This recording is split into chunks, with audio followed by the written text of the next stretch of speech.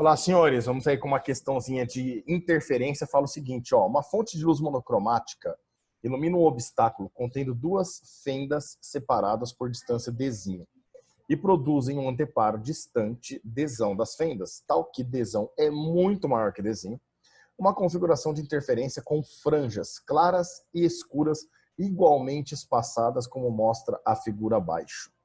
Considere que a distância entre os centros geométricos de uma franja e da franja clara e da franja escura adjacente a ela seja x. Então ele está falando isso daqui, ó. Se a gente pegar a distância entre uma franja escura e uma franja clara, ó, que é a branquinha aqui, a distância entre elas é x. Portanto, entre franjas iluminadas, a gente vai falar franjas escuras, né, que não tem iluminação, a gente vai falar que a distância é 2x, ou entre duas franjas claras, branquinhas, a gente vai falar também que vale 2x, certo? Nessas condições, são feitas as seguintes afirmativas. No item 1, o comprimento de onda da luz monocromática que ilumina o obstáculo é obtido como 2xd sobre dzão. Então, vamos tentar achar o lambda aqui. Olha só, tentei fazer aqui um desenho para vocês, já representando as duas fendas. Então, vou colocar aqui, ó, fenda 1 e fenda 2, certo? Onde as ondas vão passar por essas fendas e vão se propagar lá no anteparo do lado direito, onde eu marquei as franjas, as partes de interferência construtiva para nós, que são os pontinhos azuis ali. A distância entre o anteparo e as fendas é o dzão, certo? E aí o que a gente tem que perceber é o seguinte, que essa onda de baixo aqui, ela percorre uma distância maior do que a onda de cima. Então existe uma diferença de caminhos aqui, ó, que é aproximadamente, se a gente desenhar um ângulo de 90 graus aqui, ó, vai ser aproximadamente esse pedacinho que ele anda a mais. Esse pedacinho é o nosso ΔX. Eu não vou falar em ΔX, porque ele já chamou de X lá a fenda. Como é espaço, vamos falar em ΔS, vai? Como é deslocamento, né, distância. Vamos falar em ΔS, tudo bem? Então esse ΔS é a nossa diferença de caminhos, né? É o a mais que a onda de baixo percorreu em relação à onda de cima. Bom, a gente vai poder observar que aqui em cima nós temos um ângulo θ. E aqui, onde tem essa variação das franjas, que é no eixo Y, né? Então vamos chamar de Y essa relação.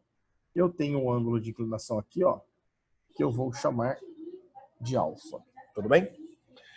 Bom, aqui nós vamos ter que fazer algumas aproximações, senhores. O fato dele falar que dzão é muito maior que dzinho faz com que os ângulos θ e alfa sejam muito pequenos também, tá? E as distâncias que ali nós estamos exagerando na figura para a gente conseguir enxergar também são muito próximas uma da outra. Então, algumas relações são importantes a gente lembrar que quando os ângulos são pequenos, eu vou poder falar que o ângulo θ, o seno de θ e a tangente de θ são iguais. Eles têm valores muito, muito próximos, tá? Já que esses ângulos são pequenos, nós também vamos poder aproximar, falar que são aproximadamente iguais, o ângulo θ e o ângulo alfa. Tudo bem? Então, olha só. Nesse primeiro triângulo, eu vou redesenhar esse primeiro triângulo para nós enxergarmos ele com mais clareza. Aqui, ó. Nesse primeiro triângulozinho aqui, nós temos que esse carinha aqui vale dzinho. Esse daqui é o nosso ΔS, é a diferença de caminhos. E aqui eu tenho o ângulo θ, sendo que esse ângulo vale 90 graus. Então, a gente consegue tirar uma relação aqui, né?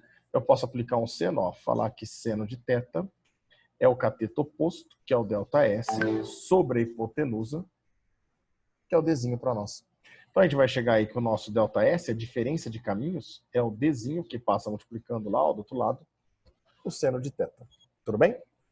Esse seno de θ, olha onde nós vamos tirar. Agora eu vou enxergar um outro triângulo aqui, ó, vou colocar até pintadinho para vocês aqui. Esse triângulo preto aqui.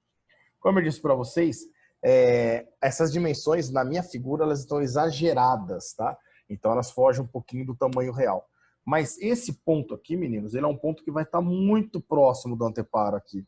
Isso significa que essa distância aqui, ela é aproximadamente a distância dzão. Na minha figura não parece, obviamente, porque meu ângulo está bem inclinado.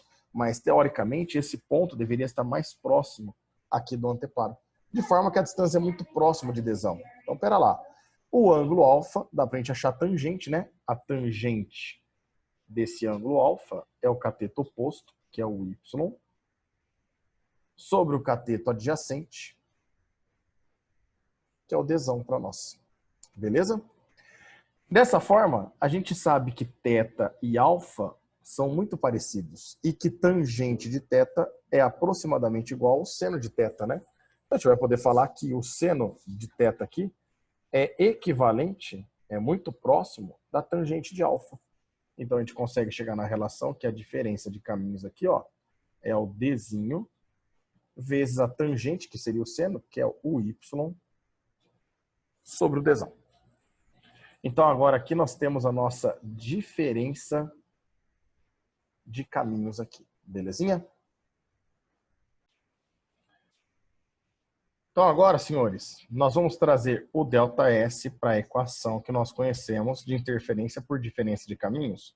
O ΔS, que a gente ia chamar de ΔX normalmente, né? Que eu chamei de ΔS, é o N vezes lambda sobre 2. Bom, para a gente poder achar o comprimento de onda aqui, perceba que eu estou pegando a interferência construtiva. Como é a mesma fonte, né, emitindo ondas aqui nas fendas, em mesma fase, para dar uma interferência construtiva, o nosso N tem que ser par. Então eu vou poder falar que o ΔS, ó, é o Dzinho vezes esse Y sobre Dzão, igual o N, que vai ser o primeiro N par, que é 2, sobre lambda, vezes lambda, né? Sobre 2 para nós. Então, repetindo, ó, o N pode ser par ou ímpar. Toda a franja aqui iluminada é uma interferência construtiva, certo? A interferência construtiva, como é a mesma fonte que emite ondas aqui, mas ela passa por duas fendas, obviamente que elas estão em fase, crista e crista, por exemplo. Se ela está em fase, o nosso N é par e o primeiro N é par é 2. Então, a gente vai ficar 2, corta com 2. A gente chega que o lambda vai ser Dzinho sobre Dzão vezes o Y. Mas quem que é o Y para nós aqui? Ele falou para nós que a diferença entre uma franja iluminada e uma não iluminada, né, uma franja escura e uma clara, é X. Só que entre a cada duas interferências, obviamente que essa distância vai ser 2x. Então, entre uma interferência construtiva e outra construtiva, a gente pode garantir que esse y, ó, equivale a 2x, né? Quando ele fala do x, ele fala que é entre uma escura e uma clara adjacente. Então, seria até a metade do caminho, que seria o x para nós.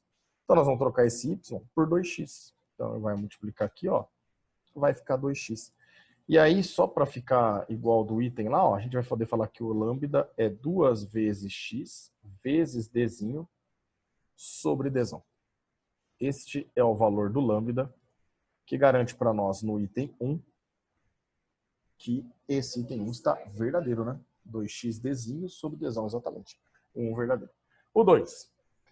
O item 2, né? A distância entre o máximo central e o segundo máximo central secundário é 3x. Olha só que bacana. Entre o máximo central e o segundo máximo central, então eu tenho o primeiro central ao lado, né? E o segundo central, de máximo. Meninos, entre cada interferência, nós sabemos que vale 2x, né? Então, do central para o primeiro eu tenho 2x e do primeiro para o segundo eu tenho mais 2x. Isso significa que da interferência central até o segundo máximo, nós temos uma distância de 4x e não 3x. Por isso que o item 2 está falso para nós. O item 3, vamos ver se a gente vai fazer continha no 3 agora. A diferença de caminhos percorridos pela luz que atravessa as fendas no anteparo e chegam no primeiro mínimo. Então agora, ó, ele está falando na interferência destrutiva para nós. De intensidade é dada por xd sobre 2dzão. Então olha só. De novo, nós vamos fazer aqui a interferência por diferença de caminhos. Só que agora o nosso n ele vale 1, porque eu quero uma interferência destrutiva, certo ou não? E aí, portanto, nós vamos ter que o nosso ΔS é o N vezes lambda sobre 2. O nosso N vale 1. E aí nós vamos poder colocar 1 sobre 2 vezes o lambda. O lambda nós encontramos aqui em cima, ó. Ele vale 2 vezes x vezes dzinho sobre dzão. Esse 2 corta com esse 2 e a gente chega que o nosso ΔS, no caso da primeira interferência destrutiva, seria x vezes dzinho sobre Dzão. Isso daí dá para nós ver. Não, esse daqui tem 3 está falso também. E aí, portanto, somente o item 1 é verdadeiro. A gente chega que a alternativa correta é a alternativa A. Fechou, meninos? Um grande abraço a todos aí e até mais.